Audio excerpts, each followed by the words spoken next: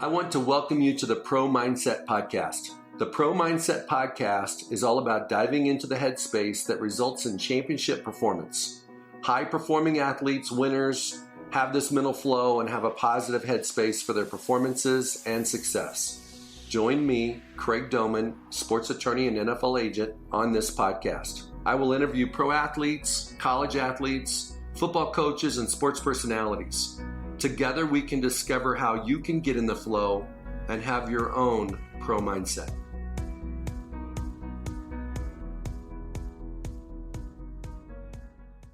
Today on Pro Mindset Podcast, I have a special guest, a young man that I've known for some time. Just most recently graduated from Central Michigan University, was a quarterback for Central Michigan. Tommy Lazzaro. Tommy, welcome to the show today. Appreciate you having me on. Tommy and I go back to Pine Creek High School. Tommy was our inaugural quarterback state champion for Pine Creek. He played with both of my boys, JoJo and Brock. Had a pretty good connection with JoJo Tommy's senior year. And Tommy's had some unique travels.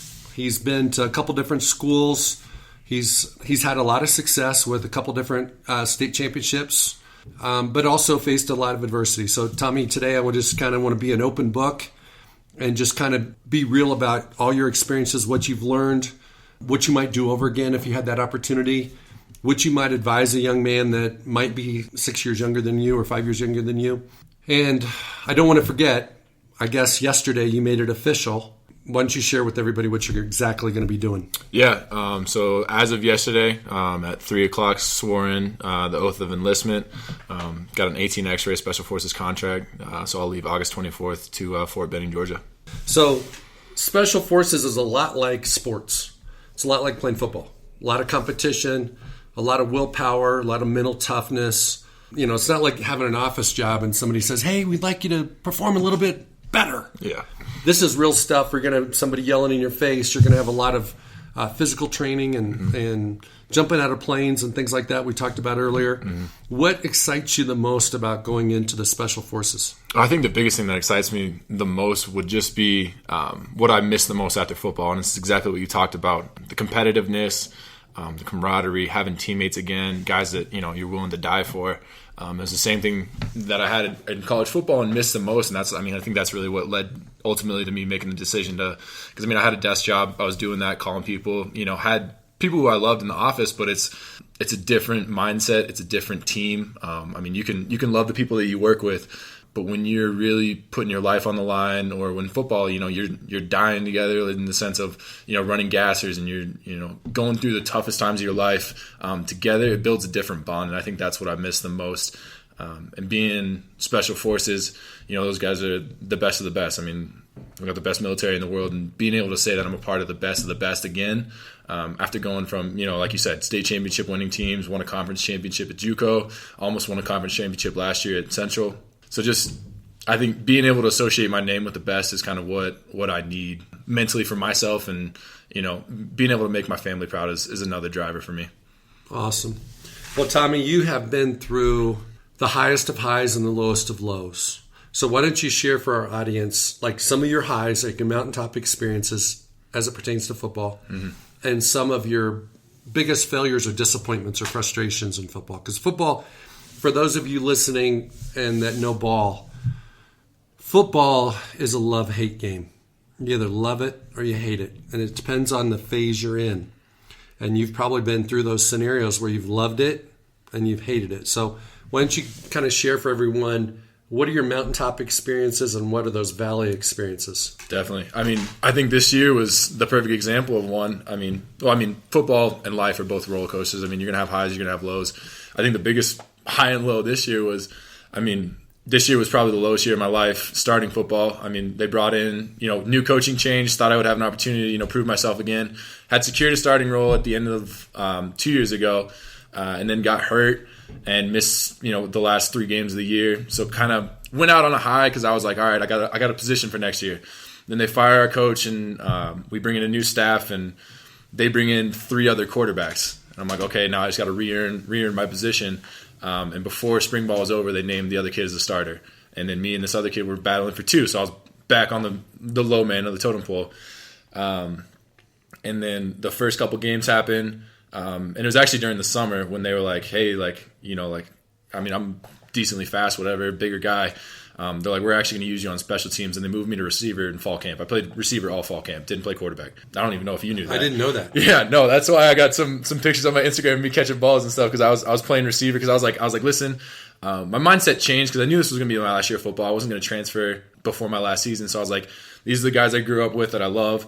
I'm just going to do whatever I can to help the team. And so I went to our special teams coach and I was like, listen, like, just put me on all of them. Like, I'll go hit someone, like, whatever. Like, you know, so I did that. Got some playing time in the first couple games playing that. Played against Wisconsin, starting kickoff, and I was like, whew, these are some big boys. And so I was a little bit of a wake-up call not playing quarterback and, you know, having people protect me. And I was like, whew. But so I just wanted to get on the field. And then one of our quarterbacks got in some trouble with the NCAA and ended up not being able to be on the team anymore. Well, he just got suspended. So my role transitioned back to they didn't want me getting hurt in case our starter got hurt. So then I was just kind of in this no man land of I wasn't playing special teams and I wasn't playing quarterback, and I was just kind of hanging out. And so that's like you talk about. I mean, I hated football. I mean, I would call my dad almost crying every night, like, this isn't what I want to do. And I'd finished college because I only had that one class that was 8 weeks long. And he was like, it's the first time my dad was in the Rangers too. First time in my life my dad's ever looked me in the eyes and said, it's okay if you quit something. And that was like the lowest of lows. I was like, damn, like I've, you know, disappointed my family. Like they put all this effort into me and I'm letting them down. And that was a struggle for me. I mean, depression, everything hit. Like I was hating my life. And then one day our quarterback coach came to me and was like, they stopped letting me play receiver because they didn't want me to get hurt. And they were like, well, we think we can build a package for you to run, you know, the RPO and, you know, do some speed option stuff. And I was like, coach, any way I can help, like, I just want to get on the field. And they gave me a shot in some games when we were blowing some people out, and the package worked. And so we kind of kept evolving it throughout the year, and I was getting a little bit more playing time. And actually the first game that I got to play quarterback again was when my cousin from Alaska came in with Down syndrome. They had planned the trip the year before. I almost told her to cancel the trip because I wasn't playing. And the first touchdown I scored this year was with her watching. So it was one of the most special moments of my life. And I was like, you know what, if I don't play another down this year, that's made up for it. And then, you know, the year just evolves and coach sees, you know, it's working. Teams really can't stop it, whether it's me running the ball. We had a really talented running back, and then we had a really talented like slot receiver. So we had three really good options that, you know, no one could really stop. And so as the games got a little bit more serious and we started making a push towards the MAC championship, got pretty lucky and, you know, and blessed, honestly, like, and, you know, glory goes to God for putting me in that position. But ended up being able to make a little bit more impact and, you know, play a lot more and have some significant time. Scored the 2 game-winning touchdowns against Ball State with like no time left on the clock, and it was one of the coolest moments of my life. And so everything just kind of started falling into place, and then things started getting a little bit better. And then obviously we made it to the MAC championship and fell in that one by 3 points, but even that one was, you know, one of the most special games of my life. Like, loved every second of it, loved the team. And then probably the highest of highs was getting selected for the Kurt Dombrowski Award for outstanding leadership and passion for the team. That was selected by my teammates. And that was, I mean, you talk about the highest of highs. I was bawling when they awarded me that, because I was like, that makes everything that I went through worth it to me. Like, to have the guys that I was there for see the passion that I had for them. And it wasn't necessarily that I, you know, disliked the coaches or anything like that, but I didn't do it for them at all. Like, it was for the guys that were in the trenches with me and that were fighting with me and, you know, battling. And then that was, so for them to, you know, pick me, it was one of the best moments of my life. Well, I have so many thoughts, Tommy. One is that, what was your performance? How many touchdowns did you score? Because you were on a run there the last half of the season. Yeah, the last, I think, 3 games in a row, or other than the bowl game, I had 2 touchdowns in each game back to back. I think I finished with 9 touchdowns this year. So here you are scoring 54 points for your team. And back in August, before the game started, you were really an insignificant guy. Mm-hmm. You know, you were changing positions, just, you know, basically getting you out of the quarterback room so you wouldn't be a cancer in the quarterback room, because they probably knew you wanted to be a quarterback. Ironically, the coaching staff that you had at Central Michigan, your last season, was also headed by the head coach that was at CSU, one of the Power 5 schools in the state of Colorado, that didn't give you an offer coming out of high school. Yep. So if those guys believed in you, you had to have that undercurrent of thought going on that son of a gun didn't believe in me 4 years ago. Mm-hmm. How am I going to win him over now? Yep. And then he brings in 3 people and doesn't really give you an opportunity to compete. Mm-hmm. But the sweetness of the whole thing comes out when you didn't quit. You hung in there. Mm-hmm. You know, when you had an opportunity to do the Wildcat package, mm-hmm. and it ended up being one of your most successful red zone scoring offenses. Yeah. Okay. And then culminating with, 6 touchdowns in 3 games, making stuff happen in the MAC championship game at Ford Field in Detroit, mm-hmm. and then getting at your football banquet, getting recognized by your peers, mm-hmm. right? So the thing that I see with a lot of college quarterbacks is when they are down and out, they do quit, mm-hmm. or they transfer. And you didn't do either one of those. Mm-hmm. You just tried to find a new identity on your program and your team. Yeah. Which is a credit to your character. Let's go back. Let's go down memory lane. You grew up in Colorado Springs? Yep. Okay.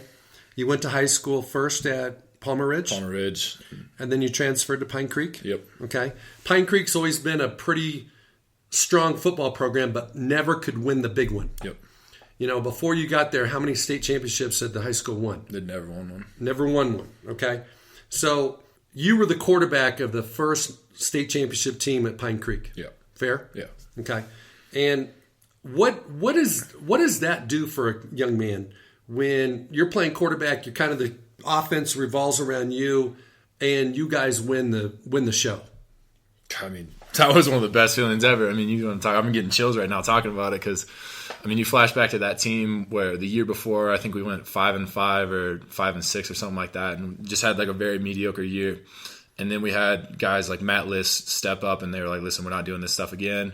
I finally got a chance to start a couple games that first junior year, got the nod as a starter, and then the stars just kind of aligned. And I think it was after we lost to Lakewood. At Lakewood, we went 1-2 were our first 3 games, and that was, I remember we used to call it Hell Week because Miller went on a tyrannical storm, and and then Matt pulled us all together, and shout out to him and his leadership because he kind of got everyone going down the right path, and then we all everyone bought in and really embraced kind of what we were trying to do. And I think that was a pretty big turnaround too, and just being able to obviously look back and see my name stamped on that first state title for our entire team. And then I mean, you look at it now and we've won 6 since then, or won 4 total. Probably should have won 6. Yeah, been to 6 since then. Yes. So here's what I remember is you were the quarterback and our offense was pretty solid. Could have had some better play calling, but you weren't in charge of that. Yeah. But I believe we won every game after the Lakewood game, so we won 11 in a row. Yep. Then the next year we won 14 in a row. Yep. So you finished your college or your high school career on a 25-game winning streak and 2 state championships back to back, right? So when you got out of school, you were coming off kind of a cloud 9, and you're, for those that can't see, Tommy's 6'4 plus, weighs 225 in that neighborhood, fluctuates 5 or 10 pounds depending on the time of the year. You're a big dude. You're like the prototypical quarterback that everybody likes to get. What was the challenges and the frustrations that led you to end up going to junior college out of high school? I mean, playing ball in Colorado before it, really started picking up. I mean, I love to see the guys getting offers now, but we didn't really have that. I mean, we didn't have any big-time recruits other than Avery my year. I mean, my senior year, I mean, it's tough because, obviously play calling is one thing, and I got lucky because I started being able to run the ball a little bit, so I kind of took my stats into my own hands in that sense. But, we didn't throw the ball much. Every response I got from college coaches was, "Oh, we think you can play. We just don't know for sure because we don't trust Colorado football." I mean, my senior year, I think I only played in, 3 or 4 fourth quarters, and we blew every team out. I mean, the state championship, I didn't play in the fourth quarter. I don't know. I think a lot of coaches didn't know, if I could play at that level because, a lot of people didn't back then at least didn't believe in Colorado football and that it was, up to any standard. And then there was some coaching things, and I mean, I had some coaches on the line with CSU and Wyoming, and then some stuff at the high school kind of interfered with that. So it was just a bunch of outside forces that I couldn't really control. And I mean, still to this day, don't blame anyone. I mean, I love the path that I took because I think it made me who I am today, and kind of those struggles kind of shaped me. Obviously, would have been nice to not go to the middle of Kansas out of high school and have everyone dogging you for going to a community college. But okay, so you end up at Dodge City Community College, JUCO, in the Jayhawk League or whatever it's called in Kansas, and you guys won the conference. Yep. You were the game one starter. Yep. And started all the games. Yep. Okay. So what did you learn from taking, like a step sideways, so to speak, going to junior college that has helped you to this day and also is going to help you as you move forward in Special Forces? I think the biggest thing, especially relating to Special Forces in the sense where, everything's about that never quit attitude. Perseverance is, if I had to put one word on it, because, same thing. JUCO was the hardest time of my life, without a doubt. The guys that I played with are still my brothers to this day, because if they weren't there, I wouldn't have made it out of there. Never been more depressed in my life, just in the middle of nowhere, Kansas. I was surrounded by some good people, but selfishly in my head, me in high school, I was an arrogant little asshole, but so I didn't think I'd belong there. I thought I was bigger than it, and I think that's another thing that I learned, is that you're never bigger than the team, and it's always about the guys that you play with. And I think that was the most important part of my journey. I would credit to Dodge City, because it humbled me more than anything else. And I think that's the biggest thing I needed to be able to stop stepping on my own feet and start moving forward, was just sit down and look in the mirror and be like, listen, it's not about you. Like, stop being a little asshole. Like, if I could go back, I'd punch high school me in the face and be like, shut up. And I think... Well, one of the things I'll tell you is that junior college is the ultimate, fire. You're either going to make it through or you're going to burn up. And a lot of guys burn out. They go JUCO to die. Yeah. And so one of the things, and this is not football related, this is life related. Every young man that's good looking, 6'4", 6'5", and an athlete, an athletic, and a quarterback, you almost get tricked into thinking that you're better than everybody else. You get girls like you. Everything's smooth. Yep. And then you have to learn how to deal with that adversity. And when you went to Dodge City, you probably had to deal with some, because the fanciest gourmet restaurant in town was McDonald's. We had an Applebee's. That was it. An Applebee's, okay. Yeah. I've only been to Dodge City once, and there wasn't much there. Yeah. So it's that's a humbling thing. And so I think, the more humbling experiences you have, the more character you can develop. Nothing against, if it would have been, you went to CU, you started 3 years, you're out and you're in the league, and you're already starting for the Broncos or somebody.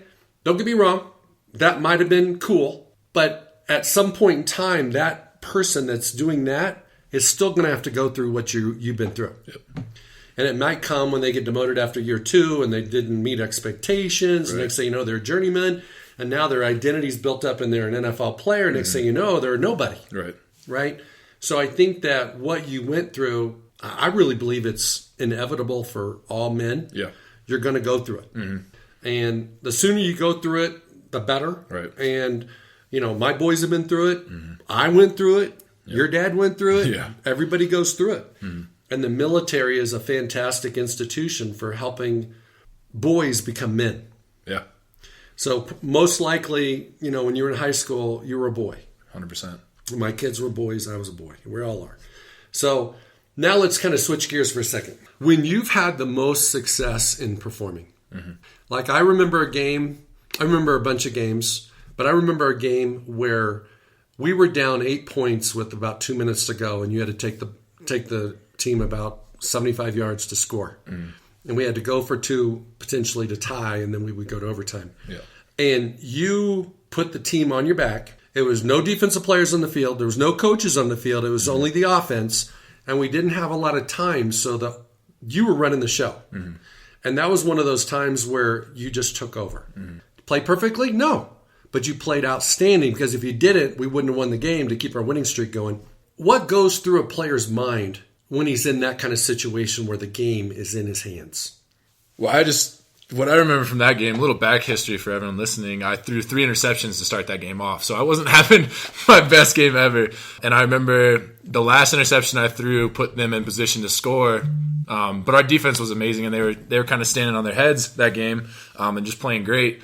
And I remember you came over because I was, soaking on the sideline. I'm like, shit, I lost us this game, whatever. And I remember you coming over to me and you're like, they're going to let them score. And I was like, what do you mean they're going to let them score? And you're like, they're going to let them score. You're going to get the ball back. We're going to get another shot. And it immediately flipped into like, went over and talked to my O-line, was like, if you guys just give me 3 seconds, I know it's a lifetime, but if you give me 3 seconds, we'll go down and win this game. Went over and talked to the receivers, and I was like, I'm not going to throw it perfect, but if you catch it and run, we're going to win this game. And then talked to Josh Odom, who ended up scoring the touchdown that put us in position. I was like, if we could put you in a chance and you can score, like, you're going to win us this game. And so it just flipped into like the mindset of like, all right, like, I don't care what's happened before. And I literally couldn't have told me I threw 3 picks that game because I didn't remember.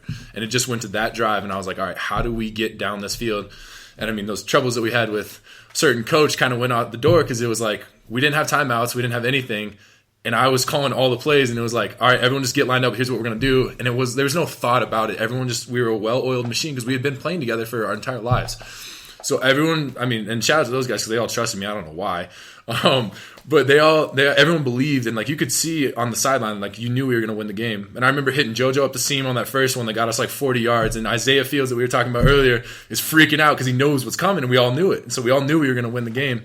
And then I think it was Joey Celestino who had dropped like a wide open touchdown earlier in the game, ended up catching the game-winning touchdown in overtime. He was in the back of the end zone, caught it.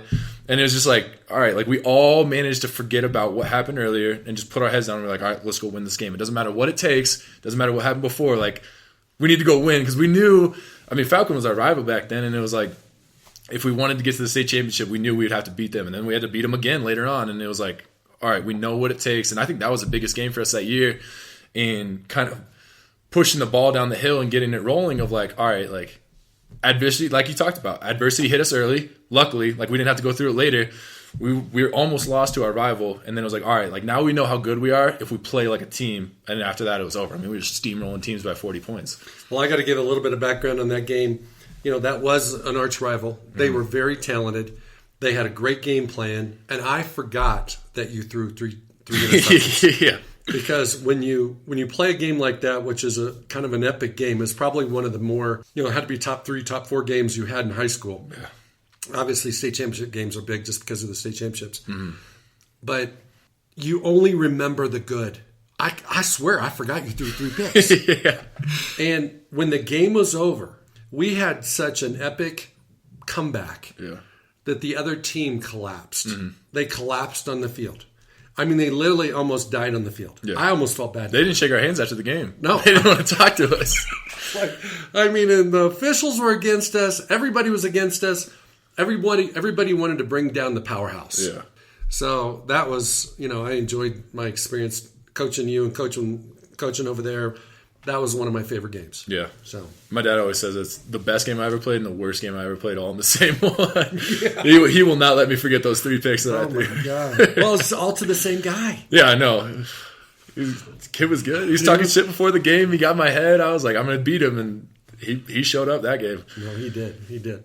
Okay, so I've shared with you the pro mindset components. Mm-hmm. You know, when you talk about belief and passion and motivation, you know, work hard, have a good lifestyle, mm-hmm. you know, have a pattern of behavior that is conducive to being successful and then being able to perform. I want you to pick one of those, and let's talk about one of those. Which one of those do you want to talk about? Passion. Okay, so have you ever met a player that's told a scout or told a coach that he didn't love football? No. So, but do you know for sure that everybody in your team at Central Michigan loved football? Yeah, hell no. I didn't love football. So what I always find is there's about a dozen guys on every team, in the pros and in college, that actually love the game. Mm-hmm. The other guys have other motives for playing. Yeah. Some are doing it because they want a free pass for girls. Some are doing it because they get a free education. Everybody's got different motivations. Mm-hmm. What is your perspective on passion as it pertains to football?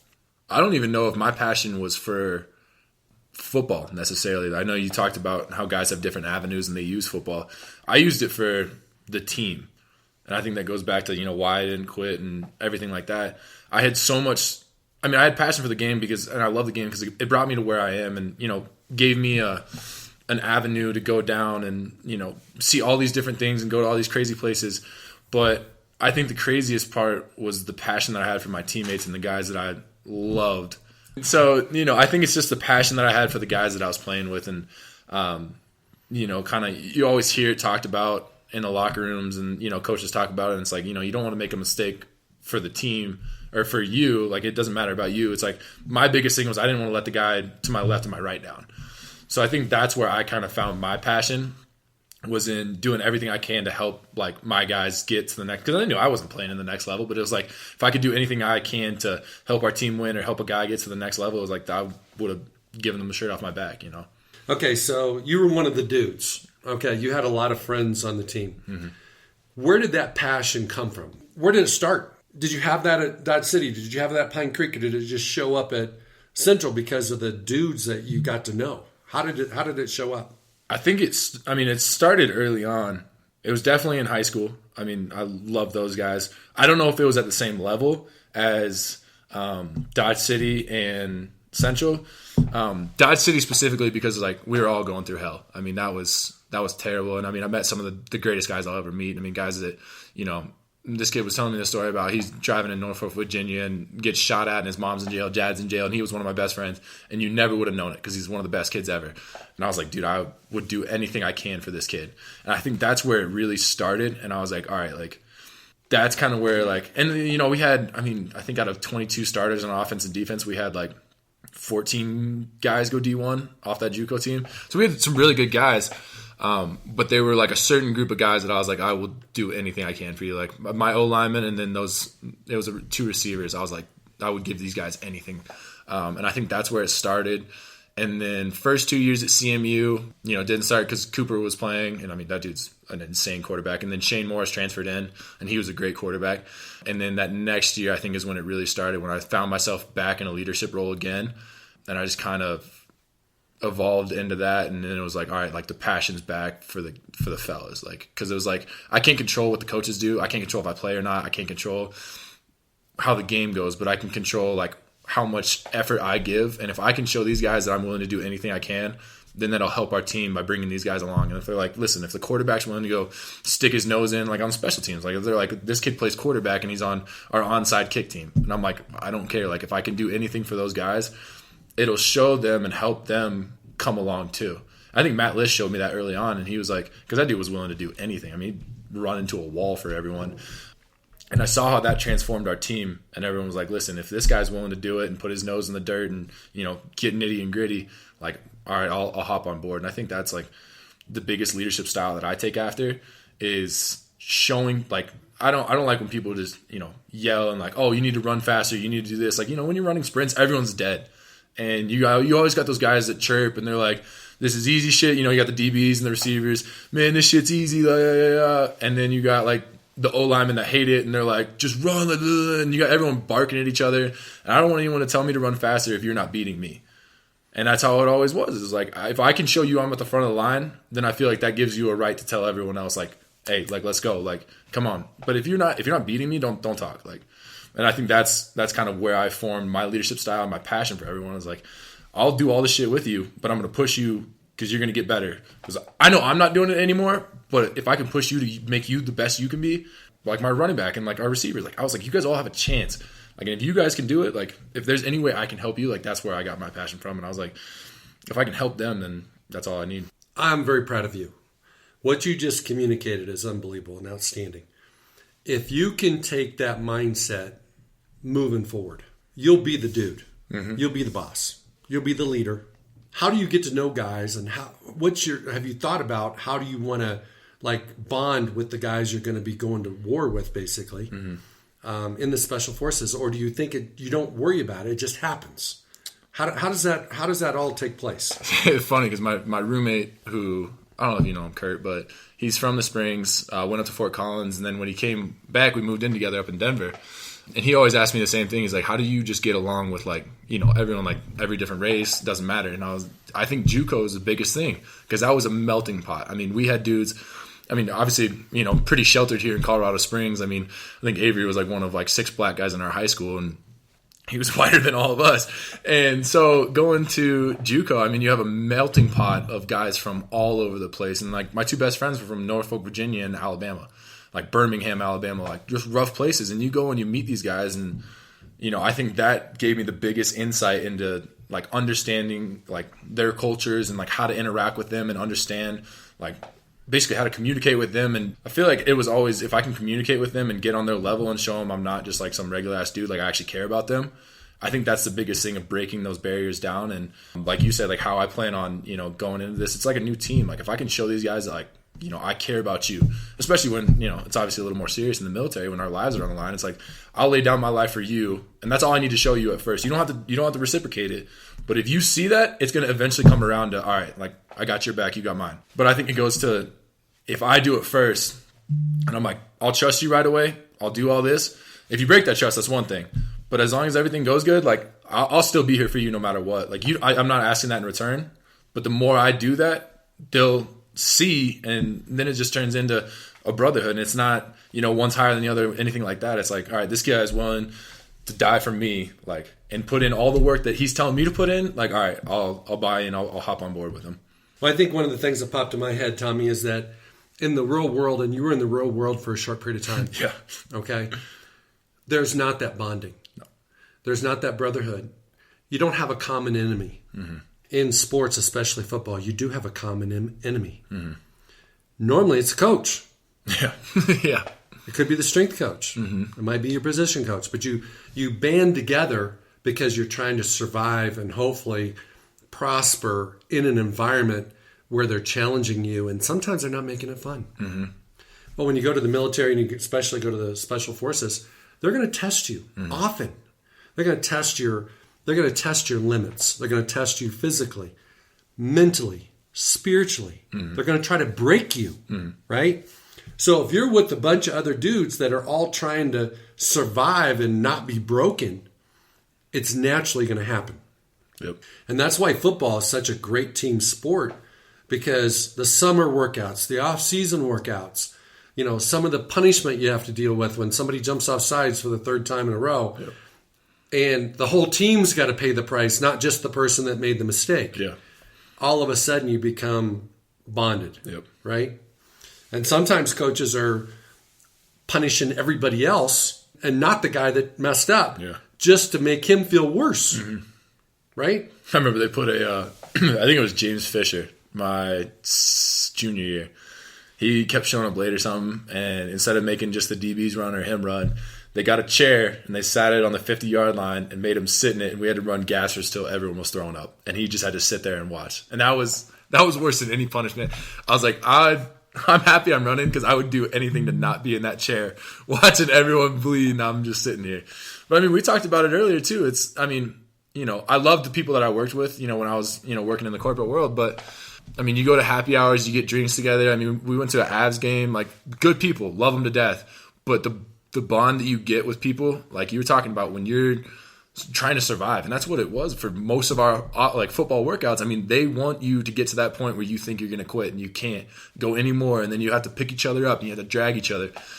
That's a bond you can't replace. And I was talking to my dad about it. My dad served 13 years in the military, was a Ranger, so kind of trying to follow his path. And I was talking to him about it, and he's like, you'll never find it again, because that bond that you get when you're surviving with your brothers is you can't beat it, and there's no other feeling. And I think that's what I miss the most being in the corporate world. I was talking to my buddy who joined. He's a Marine right now, and I was like, how long did it take you after leaving football and working in the corporate world? And he's like, I worked for a month and called up a recruiter. And I was like, I lasted 2 months, so I made it a little longer. But I was like, wow. I was like, man, and it was the same thing that he said. He's like, I just missed like the camaraderie and the feeling of being with the boys and like trying to survive something. And because that feeling, you can't break those bonds. I'll never stop talking about football buddies. That's awesome. Okay, Tommy, let's go back to you being a consultant. Mm-hmm. And you telling your 18-year-old self, let's say you got to go back to college again. And let's say you're going to Alabama or Clemson or the biggest, best program in the nation. What have you learned the last 4 years that if you could go back and do it again, and let's say you're the number one quarterback recruit in the whole dang country, and you're going to Clemson, how would you attack your college football career knowing what you know now? I would say being the number one pick and everything is number one recruit, special, everything. But I would say still finding the right school that fits you, your personality. Because there were a lot of coaches, that I didn't get along with at all. And I think finding the right program that fits you and fits what you're looking for is a big thing. But I think on the football side of things, if everything you find the right program, whatever, I would say preparation is the biggest thing that I've learned over the years that sets people apart. What does that mean in college football? You got to live in the film room. And I remember thinking, I'd watch a couple practices and I was like, how much more film there's always more film to watch. There's always a better understanding for the game that you can find. There's a better understanding of your opponents you can find.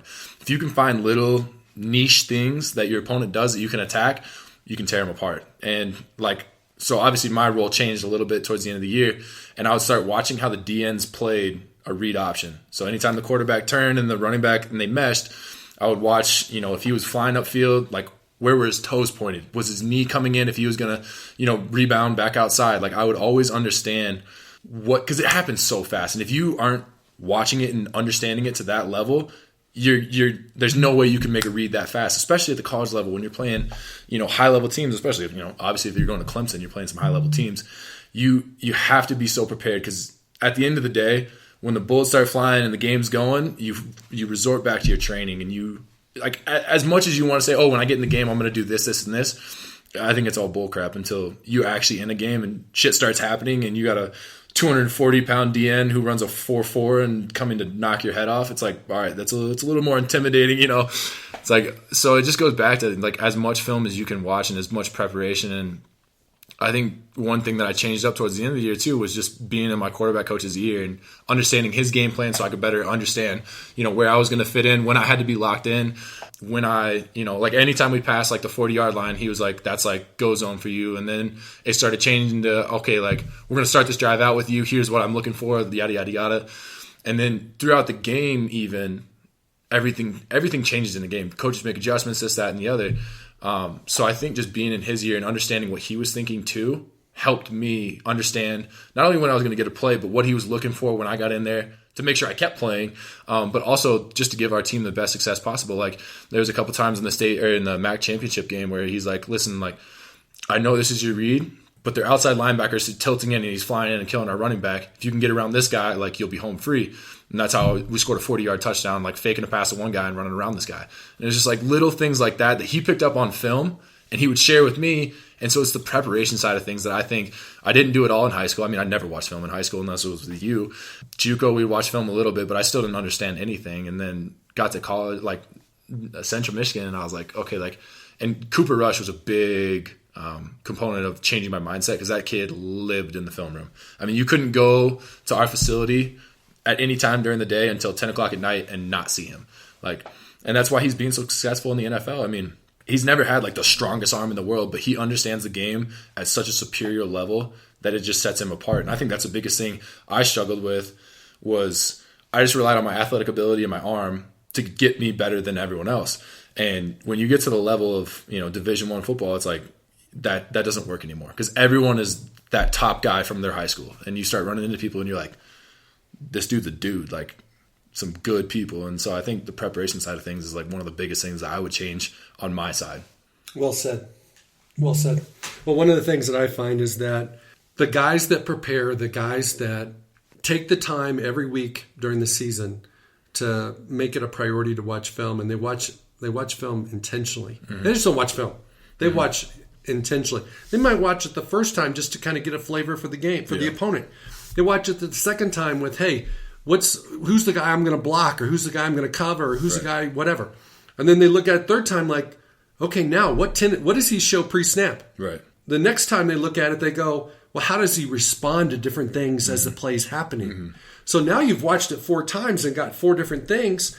So maybe you watch it another 4 times. Mm-hmm.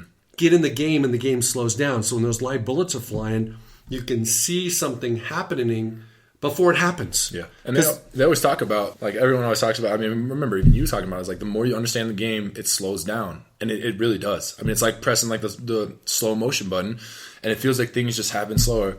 But I mean, like you mentioned, understanding, watching film intentionally. I love that you said that because I used to I would I can watch film for hours and, that'll be good. And it's not. If you're not really specifically dialed in to, when, you're playing quarterback, you got to watch what the D-line does. what the linebackers do when they're blitzing. If a safety's going to blitz, how are they rolling their coverage? Where are they weak? What tendencies do they give up? I mean, we would watch one of our opponents, I think it was Ball State or something like that when we were playing them this year. Our coach, Coach Fry was a genius when it came to this stuff and picking up on little tendencies. One of their safeties would tap his leg like 3 times when he was going, not telling anyone, but it was like a nervous tick or something. He would like wiggle his fingers on his leg when he was coming. And he picked up on that. And I was like, dude, I don't know how you saw that shit, but like, and we saw it in the game, and like he literally wiggles his finger, and our GA's on the sideline. He's like, he's coming, and then like we threw into the blitz and scored a touchdown. And it was like just little things like that, and you're like, you can pick up on so much things because people do things and they have no idea. Like in high school, I would rub my towel twice every time before I snapped the ball, and it was like 2 seconds after. And I remember, I think it was you that told me about it, and I was like, I had no idea, dude, I was doing that. Well, what happens is we are creatures of habit, and players in the heat of the moment. They really do. I mean, pros even, they work so hard on not showing any tendencies, but they still do. Yeah. You know, offensive linemen, a lot of times tackles will tell you whether it's run or pass. Yeah. And so if you're a defensive end and you're a rush in, you know, if he tells you it's going to be a run, that's a huge advantage for a defensive player. So at the end of the day, it really isn't fun watching film. And you've got to be able to focus when you're watching film and you're thinking about, you know, school, girls, friends, and fun. Yeah. But if you can dial in, it can show up on Saturdays. 100%. You know? 100%. So, okay. So, Tommy, I've known you for a long time, and I've known your family. I've known your father especially, and he's been an unbelievable, supportive quarterback dad that's wanted the best for you and has been there through the thick and thin, and he's encouraged you. He's kicked you in the butt. You know, he sees all this potential in you, and he wanted that to manifest into what happens on the field. And now that you're finished with your football career and you're going into the Special Forces, what impact does your father have on you moving forward? Oh, I mean, the biggest impact. I mean, everyone wants to talk about, and it's different with everyone and their dads, but, you know, he's not even lifelike. I mean, he's a giant to me. I mean, I look to his opinion for everything still to this day. I mean, I'm 22 years old, and I still make sure it's okay with my dad before I go do something, just because it's like, I don't know, like especially when I was talking to him about the Special Forces things, and he was like, if you're going to do it, like, I believe in you, but you better make an informed decision and know what you're getting yourself into, yada, yada, yada. And he sat there and did all the homework with me, and I mean, we mapped out every base I could possibly go to, what courses I could get in, how I could do this. I mean, the man has been there for me and my whole family. I mean, just a credit to them, because I wouldn't be anywhere where I'm at today without them. But even more to the fact, because a lot of people say that, but like they have like talked me out of some crazy things that, you know, I was like, I'm done with football, yada, yada, yada. They've been the biggest support system for me over these years, and like I can't thank them enough for everything. But just knowing, and I think one of the biggest things was like being able to, because my aunt's kind of going through some hard times, but being able to use football as a resource for other people to not worry about their problems has been the biggest blessing for me. Having my grandma up in Alaska who's really struggling, and my aunt texted me, she's like, I don't know what Aunt Rusty's going to get out of bed for these days, like she doesn't have football to watch. And I think that was the biggest blessing, was being able to make an impact on the people closest to me. But I don't think they realized how big of a role they played. And, you know, when times were tough and I was down and, you know, didn't want to keep going, and they were there for me, like I think the support system that I have has been the difference maker in where I'm at today. Because there's been so many times where I didn't want to keep going. I wanted to quit. I wanted to be done. And they're just always there for me. And being able to see the impact that something as little as me playing football does for my family is the biggest thing in the world. That's awesome. Tommy Lazzaro, I want to thank you for being on today. I want to thank you in advance for representing our country and fighting for our freedom. And I know that you're going to be uber successful. Appreciate it. All love, Craigie D. Thank you, man. Thank you for listening to this episode of Pro Mindset. If you enjoyed this podcast, please subscribe, rate, and review this podcast. You can follow us on our website, promindsetpodcast.com, or on Instagram, Twitter, and Facebook at Pro Mindset Podcast. Thank you so much for listening. We'll see you the next time.